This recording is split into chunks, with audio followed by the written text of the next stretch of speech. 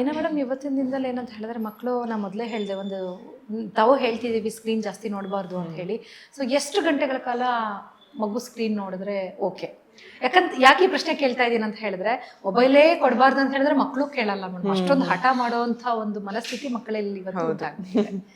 ಅಂದರೆ ಈಗ 2 ವರ್ಷಗಿನ ಕಮ್ಮಿ ಮಕ್ಕಳಿಗೆ ನಾವು ಕೊಡಲೇಬಾರ್ದು. ಯಾಕಂದರೆ ಅದರದ್ದು ಮೊಬೈಲ್ ಆ ಏಜಲ್ಲಿ ಕೊಟ್ಟರೆ ಅದರದ್ದು ಲಾಂಗ್ ಸ್ಟ್ಯಾಂಡಿಂಗ್ ಎಫೆಕ್ಟ್ಸ್ ಮತ್ತು ಅದು ಲೈಫ್ ಇಡೀ ಪಾಪ ಮಕ್ಕಳು ಅದರದ್ದು ಎಫೆಕ್ಟ್ಸ್ ಕಾಣಿಸುತ್ತೆ ಅದ್ರ ಮೇಲೆ.